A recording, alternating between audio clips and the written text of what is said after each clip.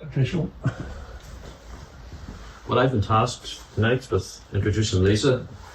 It's hard to believe, Lisa, it's over 4 years ago since you first came to the museum to do some research. And she had the dubious honour of being the last person to leave the building before lockdown. So that's my personal connection, but I'll just read this because, you know, it says what Brett said in his invitation. He says, based at Queen's University, has a bachelor degree in archaeology, a master's research degree in archaeology specialising in human osteoarchaeology and funerary rites, and she's currently undertaking a PhD investigating funerary rites in the Middle and Late Stone Age Neolithic period in Ireland. This talk will briefly touch on human osteoarchaeology and what information can be gleaned from ancient human bones and burial contexts, and especially looking at a county down site called Millin Bay. And I'm not going to say any more into a spoiler, Lisa. Hand over to you. Thank you. Thank you very much, Sean. My name is Lisa White. I'm based at Queen's. My PhD is, I'm just going to give you a brief kind of whistle-stop tour on this. It's multifaceted and there's lots of different aspects to it, so I'm going to discuss some of them and hopefully it'll all tie together at some stage, but if you have any questions, please feel free to ask. So the project itself investigates funerary rites in the Middle to Late Neolithic period in Ireland, and it's a little known, kind of a little understood time frame. I'll discuss that in more length, but it's to look at the osteological data that can be gleaned from the individuals that were buried at these major sites, you know, the likes of Meath, Newgrange, but I have sort of focused on some of the smaller, lesser known sites, because there's lots of research done on the big sort of passage tombs, and that sometimes could be at the expense of these smaller burial sites. And to try and investigate sort of the decision making and who was selected for what burial rite and why. So we've got lots of information in terms of, you know, the osteological data, but you know, there was people that were cremated, there were people that were defleshed and kind of subject to post-mortem processes. I don't know how detailed to go. Some of it can be quite graphic and I don't want to be too upsetting, but yeah, so the research project overall tries to identify whether people were treated differently based on that osteological data. So whether sex had an influence, whether their age or their health or their status, if it was to do with whether they were locals or non-locals, and if that had an impact on how their body was treated then by the living society. And so while there's lots that we don't know about this period, it's sort of from the sort of 3600 BC right up until 2900 BC. I think actually that date could be pushed to 2500 BC, but it's a period of change. So we don't see any sort of, in terms of funerary rites and mortuary practices, we don't see any clear indicator that they were doing a certain practice across the board. There's lots of sort of social change, and that can be reflected in the mortuary practices. We do know that farming was well established by this stage. That was introduced in the early Neolithic period, and this is just before that change that the Chalcolithic sort of introduced metals, and then there was a big social change that occurred there. But during this period, we see these big, these big passage tomb sites, you know, the likes of Meath, and Newgrange. So obviously there was some sort of social change going on. There was a shift in society and the economy, but we aren't too sure exactly what that shift was essentially. And so at these big sites and some of the lesser ones, we can see the likes of cremation, body processing, inhumation, collective burials. All of this is happening at the same time and in the same locations. And so my project then essentially applies a multidisciplinary scientific approach to try and understand through the mortuary practices what was going on in the living society. So the osteology, ADNA, strontium, bioerosion, all of that kind of scientific data then is gathered and collected from the human remains. And then that is compared to the mortuary record. So are we seeing evidence of secondary burial, of like exposure and defleshing, whether that's sort of mechanical or natural defleshing, cremation, manipulation and reorganization of the bones is sometimes has been interpreted as like ancestry worship. You know, so they're going in and they're using the bones and then replacing them and manoeuvring the bones within these tombs, and then trying to interpret that in terms of concepts of personhood and the rites and how the living interacted with the dead and why, essentially.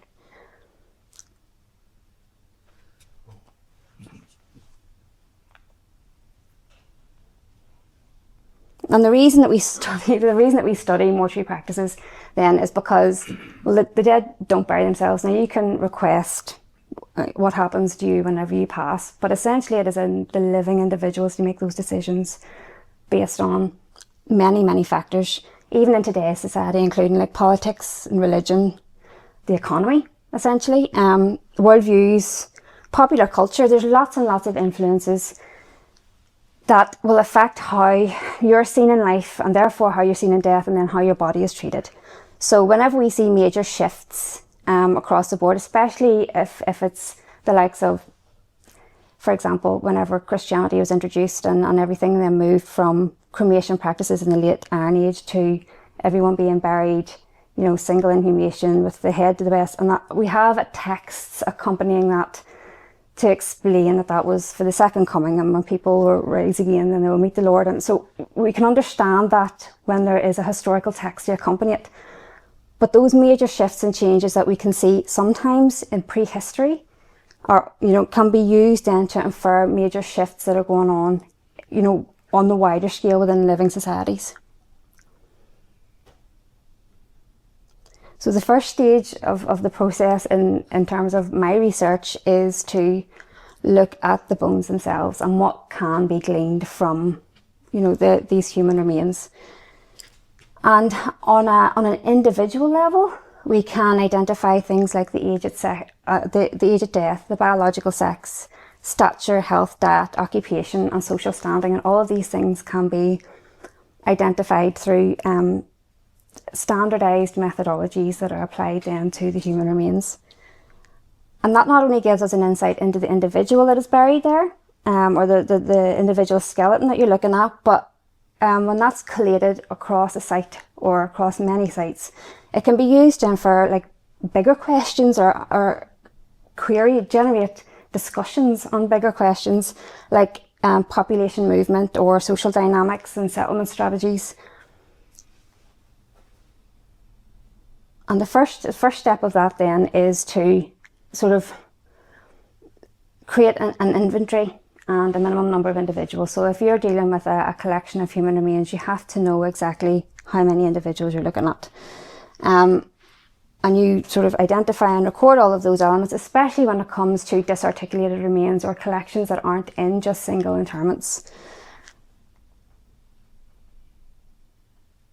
And then the next stage is to establish age of death. This is much easier in juvenile remains. So whenever we're born with 300 bones, and these fuse at certain stages, and they're quite regular stages that can be mapped against, you know, much research to establish the age of death in juveniles. And obviously then the dental development and eruption can be hung down to like a 6-month period essentially, so you can identify the age of death in juveniles quite easily. This is less reliable in adulthood because once you hit 24, it's all downhill from there. So how your body then deteriorates can vary, you know, on your activity and your body composition and your genetics and your diet, and all of these different things have a factor. So you then have to place individuals into like a wider group. So you've got young adults, which is 18 to 35. Then you've got middle adults, which is 35 to 50, and then older adults, which is 50 plus. Once we establish that, we then have to look at the biological male or female, or establishing an estimate on those. And we do that through like various pelvic markers. Obviously the female pelvis is designed for childbirth, whereas the male is not. So we're able to identify that, but that can only be established after puberty, because it is the hormones that are generated during puberty that make these changes to the bones. We can then look at areas of the skull as well, and eventually osteometrics, which is like parameters set at different areas on the long bones that we can use to compare. That's less reliable. If you are lucky enough to have an intact skeleton, looking at all of these things together and then making an overall estimate is the ideal. If you're dealing with individual elements or parts thereof of the skeleton, it can become much more difficult. And so this is why we do sex estimation rather than establishing a definitive sex. We then look at pathology. Obviously, because our bones are, they're dynamic, they change, they generate minerals, and as you grow and develop and you have, periods of, it could be a trauma or illness, your body will change and adapt to that. And if it is over a long enough period of time, that will leave a mark on the bones. So the likes of cribra orbitalia, if you have exceptionally low iron or vitamin D, your body will eventually start to leach those minerals from the bones over time, and that leaves a mark. It is the same with linear dental enamel hypoplasia. This occurs whenever your body goes through significant periods of physiological stress, and so there isn't enough, your body can't generate enough to lay down the enamel at those periods, and so you get these lines in your teeth that can be measured and actually used to identify the age of those periods, of stress. Obviously we have the likes of leprosy or the long-term diseases that can affect the bones. Trepanation, which is something that we'll touch on later on, infers medical intervention. Essentially they bore a hole in the skull in order to release pressure, from the brain, and that's still a practice is used today. It's just much more likely to succeed. And then we can obviously then infer the likes of activities in life, whether that be social or work. You've got clay pipe smokers. You can also sometimes identify when fishermen, they would often use the net through their teeth whenever there were and you can see that in the dentition. So from a skeleton or a collection of skeletons, we are able to, infer the age of death and the sex, and then obviously if they had any major illnesses or injuries. We can also have a look at the likes of trauma. So you can have dental trauma, and you can also identify any kind of post-mortem processes that may have occurred. Now, obviously this individual here is a medieval individual who has a massive sharp force trauma to the skull. The likelihood is that this is what killed them. However, when it comes to other kind of inferring causes of death, it can be much more difficult when you're talking about skeletal remains, because they may have, had this illness or injury at the time of death, but it could have been something else completely. It could be a soft tissue injury that actually caused the death. So, it is difficult to definitively identify a cause of death when you're dealing with skeletal remains, but you can sort of identify what was going on with them at the time. We then move to the likes of biomolecular analysis, which looks at the likes of the nitrogen, oxygen, carbon and strontium composition within the bones and the teeth. This comes up through the groundwater or through the through your food intake, essentially, and the likes, especially nitrogen and oxygen and carbon, can be used to identify dietary intake, and that can then be used to infer social status. So if you're dealing with individuals that have got, you know, a high meat and vegetable diet, and they're all buried at one area of a graveyard, and then you have people who are, you know, eating primarily grains or lower sort of nutritious foods, and they're buried somewhere else, that also has a wider impact in on understanding an archaeological site, as well as, you know, the stories and the identities of the individuals and their social status within that community. And then that obviously, you know, linked back to their age of death or their sex, you know, can give us a real insight into social stratification and social structure of the living individuals. And strontium isotopes in particular are of importance when we are talking about population movement and possible cultural identities as well. So strontium comes from the groundwater, from the essentially the rock in the groundwater, up through into your food and then into your body, and it is laid down in your dentition in childhood, and then it acts like a little time capsule, and that doesn't change for the rest of your life. So whenever you're looking at teeth and adult teeth, you can look at these ones here, these adult teeth that are formed in childhood. You look at the strontium composition of those, and then that can be mapped against geological mapping, so that we can identify, based on the results, where that individual grew up, essentially where they spent their childhood. The same can be done with cremated remains and long bones and things, but it only gives a time, the last 10 years before the individual passed away, we can see where they were sourcing their food, where they were eating, drinking, you know, so it gives a more recent sort of indication of where the individual was, whereas if you're looking at the dentition, you can go back to childhood. And obviously then that does feed into if people are being treated differently in death and they grew up somewhere differently.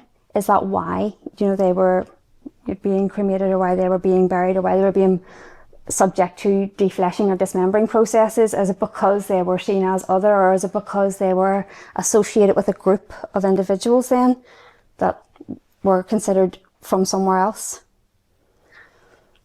And in order to sort of better demonstrate, I don't know if it's demonstrate, open a discussion surrounding this, Millin Bay Late Neolithic Cairn is the primary, well, it was the primary, I've now taken on a few extra case studies. Is anyone here familiar with Millin Bay Neolithic Cairn? No? It's a really, really unusual and really intriguing site. It's at the very end of the Ards Peninsula here, facing out onto the bay, and you can actually see the Isle of Man on a really clear day. There's not very much of the actual megalith left as a megalithic burial site right beside this little house. But it's a really, really interesting site, and it was excavated in the 1950s by Collins and Waterman, who had went on this expedition of excavating essentially any megalith that they could get their hands on. They were very good, and they did a really good job. The standardised methods weren't always applied, but and so whenever they were excavating the site, they came across Carrowkeel pottery. There is also some rock art here that was discovered that would seem to link this site to the likes of Newgrange and the Brunaboyne area, but the art isn't like anything known within the island of Ireland. It is a completely different style of art, and some aspects of the building of this site are similar to Meath. So Collins and Waterman at that stage kind of went, oh, this might actually be quite significant, this place, because it's possibly linked to this big passage tomb complex, or this phenomenon of these big, huge megaliths, and yet here it is. It's quite small. It's right near the very edge of the island. When they did excavate, they kind of realised that it's like nothing else. It doesn't fit into any of the other typologies or any of the known megaliths. It's not a court tomb. It's not a portal tomb. It's not a passage tomb. some of it is like similar to a stone circle, almost like Ballynose stone circle, but it's not like anything they've seen before. And then right in the middle is this big long kist. It's in the ground, it's been dug out, and then it was stone lined, and the rock art that was discovered actually faces in towards these burials. And within that kist then was the remains of a significant amount of remains of human burials. And at the time, Collins and Waterman were quite innovative in their thinking, in that they realised that there was potential importance with these. Many of the other excavators, sort of right up until even into the 80s, kind of disregarded or discarded human remains because there was very little information. That's not what they were after. They wanted typologies on how it was built. They wanted to look for, items, pottery. They weren't focused on the burial aspect of it. They wanted to know more about the building and the use of the tomb. But Collins and Waterman decided to send these off to the anatomists at Queen's University in Belfast in the hope that they might be able to reveal something about these individuals. Unfortunately, human osteoarchaeology wasn't a discipline, and the archaeological context wasn't considered at all. And even the methods that they used weren't standardised and weren't like what we use now. They kind of Frankenstein together individual skeletons. And when you look at the organisation here, this is not individual burials. You've got these skulls all grouped together here. The juveniles and the children's remains were all up at one end, and then you've got this grouping together of the long bones. But in order to understand them in terms of the human body, the anatomists kind of just pieced together skeletons, and they did a report, and they didn't do too badly for what they were working with, to be fair. But reanalysis and the application of standardised methods have given us a real insight into these individuals that were buried here. So the minimum number of individuals represented within the tomb was 14. Now that represents only 3 adults, 8 juveniles and 1 infant that were unburnt, and then the cremated remains of an adult and a juvenile then as well found within the tomb. And radiocarbon dates have placed the burials then for between 3,500 and 3,000 BC. So while it is called Millin Bay Late Neolithic Cairn, it is actually closer to Middle Neolithic Cairn, and it does place this site within that passage tomb complex. It is very early. In fact, it is the same date as Carrowkeel, and it is the same date as Newgrange. So who were they? We have some questions in terms of, well, there was lots of discussion then at the time about who they were. Where did they come from? Were these people that have come in from far away and they've stopped here, and then this passage tomb complex or phenomenon has spread out from there? Are they people that were sent here from a different area right to the very edge of the island to be buried at this site, because they were from somewhere else? But before we go on to kind of talk about the statistics and results and data, I just wanted to remind everybody what 4 adults, 9 juveniles and 1 infant looks like. Now, this is not representative of the ageing or the sexing of the individuals within the tomb. I just wanted to give people a reminder that we're talking about individuals, we're talking about people. They were placed here because someone took that time to do that, and that means that they meant something to someone. So rather than just going on to talk about dates and data and sites and whatever, I just wanted to sort of put an image into it before we go forward.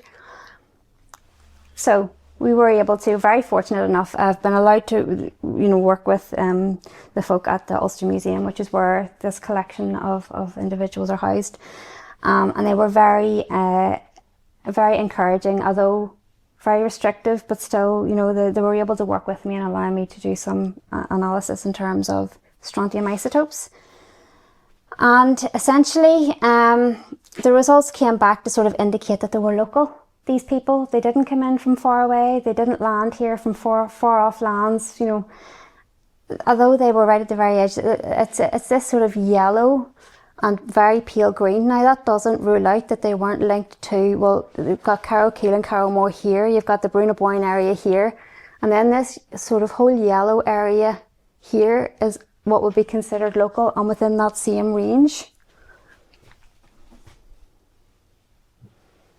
As you can see, it links, it kind of, now the links are starting to build a little bit in terms of associating Millin Bay with this passage tomb complex, or this phenomenon. And so the next stage was to look at ADNA then. Do you know, are they linked within the tomb, and are they linked to these, because there's been a lot of ADNA done on these, you know, bigger passage tomb complexes and the individuals there. So can we tie Millin Bay to that? And the answer is yes, actually.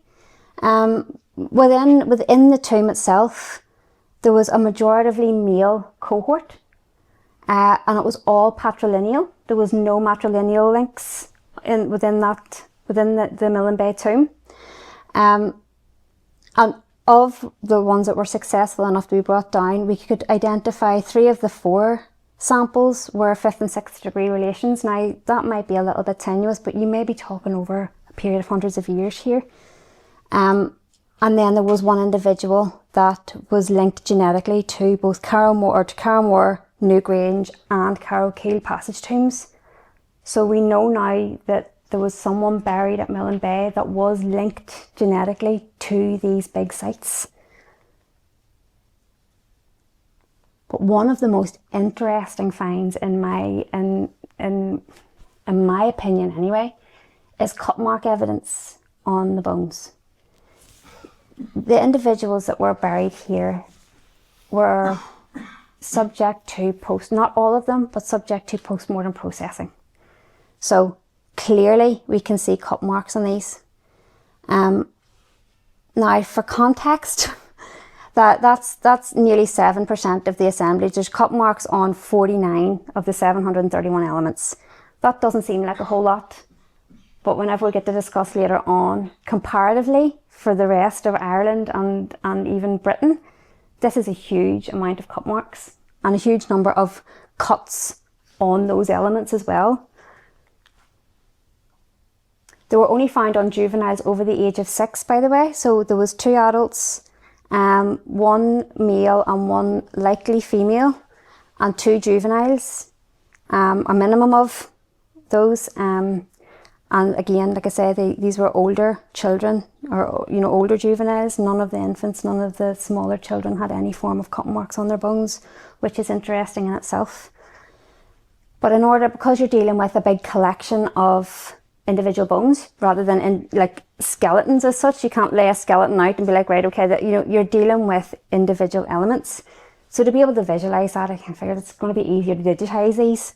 And when you digitize them, you can see across the site that there's a recurring kind of, I wouldn't say a ritual, but there's recurring cuts in the same areas on these elements. And so there's evidence that the bodies were being dismembered. So whether that's to transport them, whether that's to break the bodies down, whether that's to separate certain elements, is again interpretive. We also have evidence of defleshing, mechanical defleshing, so like a nick and strip method, that they were taking the flesh from the bones. And we actually also have evidence of disemboweling processes. I didn't realise that this was what I was looking at until I undertook a placement and was able to witness post-mortems that occur now, and the same areas were subject to the same processes that are being seen here in the Late Neolithic period, or the Middle to Late Neolithic period in Ireland. So how does that compare? What makes that stand out? That I thought, there's lots of sort of opinions that, sure this was just something that they did. It's really, really not. There's only 3 sites in all of Ireland, especially for this period, that have evidence of cut marks. Carrowmore, there is 1 cut mark on 1 frontal bone, and it has not been confirmed by an osteologist because it is in the Dublin Museum, and it is impossible to access the human remains there to investigate. Like I applied and have been applying consistently for years to try and get access to these to see if I can confirm that this is even a cut mark. And you can't even get access to it. So we can't even say that Carrowmore definitely has a cut mark in it. It's just it's a footnote in a report that says that there's a cut mark on one. Carrowkeel Passage Tomb is different. Johnny Gaber did a big study on Carrowkeel, and he identified cut marks there and was able to do relatively recently, I think it was 2018. So this is quite a modern study, and he identified cut marks on the remains at Carrowkeel and has published on it a couple of times. But comparatively, Carrowkeel is a huge site. If anyone's familiar with it, I'm not too sure if you are, it's 25 kilometres squared, 25 miles squared, something like that. And there's a lot of passage tombs within the Carrowkeel complex.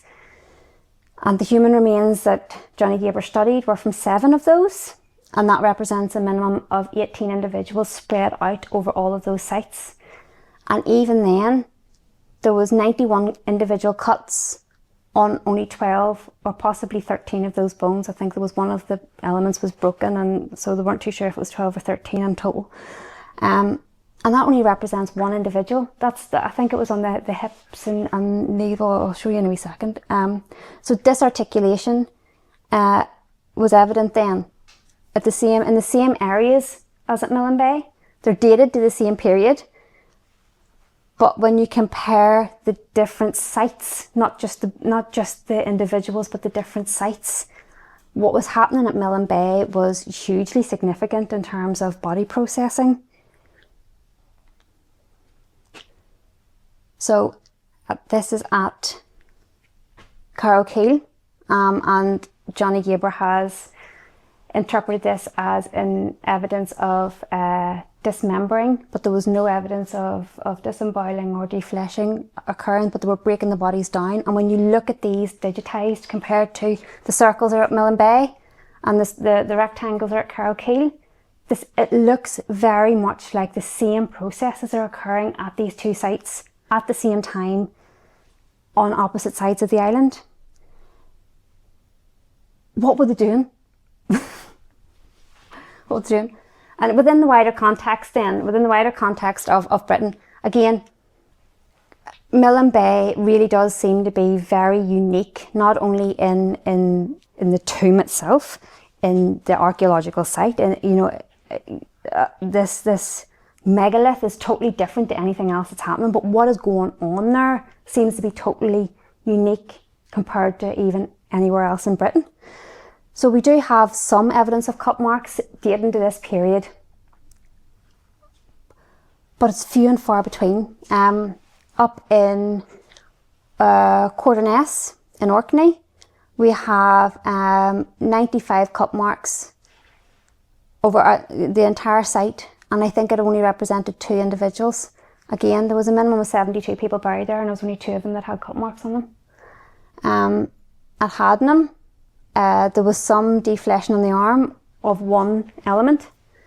And at Cauldrum, Longbarrow, which is one of the more famous, evidence of defleshing and discussions around cannibalism. The dismemberment was at the hips. So there was out of 552 postcranial elements, there was only 4 of them, and that was at the hips and on the femurs. So there was possibly one individual that the legs were taken off. When you compare that to what's happening at Millin Bay, that's negligible. What is going on at Millin Bay that they've undertaken this decision to process their dead to the extent that they are? So when you sort of bring it back down and into Millin Bay, like that's the wider scope of things. Even within Europe, there's only a few sites in Italy. There is 2 in Spain and 1 in the south of France, I think, that have evidence of cut marks on them. And again, it's a small amounts, the occasional element that has what has been interpreted as cut marks. When you bring it back down and into the site itself, there has been a few sort of major discoveries, including this guy here. This is the skull of an adult male, a middle adult male, 30, I don't know, around 30, in their mid-30s. And initially, I was looking, oh, there's something a wee bit funny there. I'm not too sure what it is, and I couldn't get my eye into it at all. And I thought maybe it was something to do with the taphonomy or whatever. But then when you look really closely, like his face is very asymmetrical. So is the formation of his skull, and even the foramen magnum, where the spine goes up and into this, the spine goes up and into the brain casing. It was very, like I say, very asymmetrical. And then upon closer inspection of the occipital and the sutures there, the likelihood is that he had he had lived with, developed, whatever, synostotic occipital plagiocephaly, which means that one side of the occipital bone, the sutures and the occipital bone at the back of the head fused too early in childhood, and that caused the skull on the other side to grow slightly larger in order to accommodate the brain development and whatever. So there was this asymmetry then. It doesn't affect, you can still see it, it's still common now. It's just that oftentimes, helmets are sort of introduced and things with children to try and, correct the issue. And it doesn't have any bearing on his mental or physical capacity. But he would have looked a little bit different, especially in childhood, whenever there's no beard that can be grown to try and kind of disguise that, So yeah, he was a very, very interesting individual. So then that really caused like an engrossment with him. And that's when I kind of, I know that Eileen Murphy had originally looked at Millin Bay. I took a very cursory look and she identified he had this big cranial injury. When you look really deeply at this cranial injury, it appears to be trepanation. So, first of all, this area here, right along here, that runs right up and across the side of the head, is very, very thin. So much so that there was little perforations here that you could see. And then this entire area here is healed injury. Now that's a huge healed cranial injury. And there was areas around the edge of this injury that has evidenced swelling and possibly infection. And then the diplo has completely healed closed, which can, like in modern cases, it's 5 months to anywhere up to over 5 years, but at least 5 months. And that's with modern medicines and whatever else. However, when you look at the x-rays, this seems to be an area of impact or trauma of some sort. Now, we can't infer that it was violence. He could have fallen, he could have hit his head, whatever, but there was an impact that had occurred and a radiating fracture. Now, whether that's a case of there was 1-2 strikes or he fell on something that had impacted twice, but this area was very, very thin, and this is where the radiating fractures seem to go up to. When you look here, this is all scalloped away, and this area here actually cuts into the occipital bone at the back. So it's not just a case of it healed on its own, there was a big injury and it healed. What my interpretation of this is that whatever has occurred, he has got this major injury, whatever way he got it. He's developed infection and swelling around the area, and so someone or some people have went in they've cut the scalp open, they've removed the loose pieces of bone, or the loose pieces of fracture, and they have cut away what could potentially have been seen as being very fragmented or sharp, or some sort of a risk to him. And they cut that all away and scraped it down, sealed him back up, and he survived. And this will have happened with stone tools and no antibiotics and no painkillers. So it just shows you the level of anatomical knowledge at Millin Bay. And is that the result of what they are doing with their dead? Is this something that have they learned over time? Has someone who then is the person that, or the people that process the dead, considered to be people with the knowledge? Or vice versa? Is it people with the knowledge that are then processing the dead, because they know what they're doing? And it creates a lot of questions.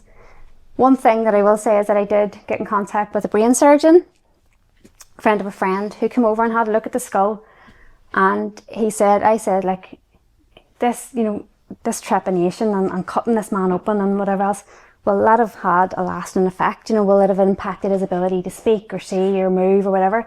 And he said no. Where it is, there's a major blood vessel or artery just there. If it had pierced the brain at all, or if he wouldn't have survived.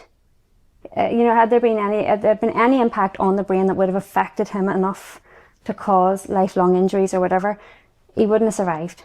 So it was a close call. It was a close call, or whoever did what they were doing really knew what they were doing. And so whenever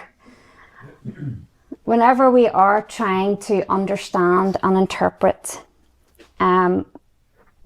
the rites and the rituals that were being undertaken at these sites, especially when it comes to prehistory, we have to bear in mind that we are viewing these processes through modern Western lenses. As a society, generally, we have become quite distanced from our dead, in terms of it's a very clinical process. We don't really have any interactions with the dead.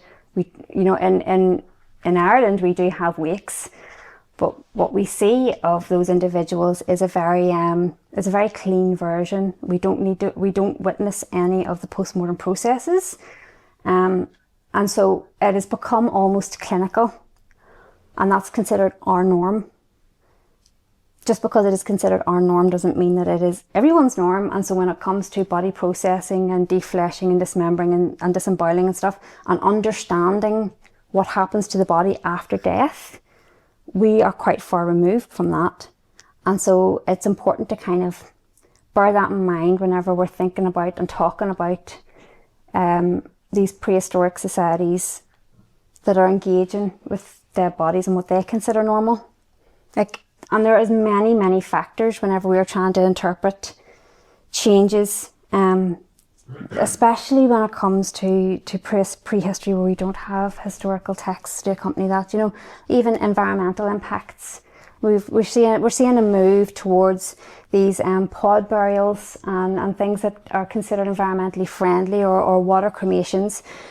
And not only in terms of what society has decided is environmental impact, but even in the direct impact of, what wood is available for pyre technology, when can you have open pyres based on, the rainy season, or, those types of factors we have to consider when we're interpreting what these people were doing with their dead. And then when it comes to ethnographic examples as well, that we often use to try and understand societies that are undertaking different burial practices to what we consider normative. Like in Papua New Guinea, the body is considered less important than the spirit, and they believe then that the spirit of the dead lives on and undertakes their normal role within society, just on an invisible plane. So they're still there, just their body's gone. And like the Huli clan believe that there's these malevolent spirits that live in the soil and the rock, And whenever, if they were to put their dead into the ground, they're exposing their loved ones to that. And so they bury their dead they place their dead on platforms. But these platforms are in their village, and the children play around them. And so the sights and the smells and the understandings of what happens to a body and how animals interact with them, that's normal for them. They may not see it, like we passing an animal or something, the smells and things, it can be shocking and, you know, impactful on the senses. But that's not necessarily the way it was or is for these people, and therefore it may not have been considered, you know, it may have been considered differently. Do you know, it might have been considered as part of the process of passing into whatever they believed was going on in the next world, you know, the processes that happens post-mortem. Religion will have an impact, or their belief in an afterlife, or what they dictate as or view as being their vessel into this other world, do you know, and whether that's then involves their megaliths.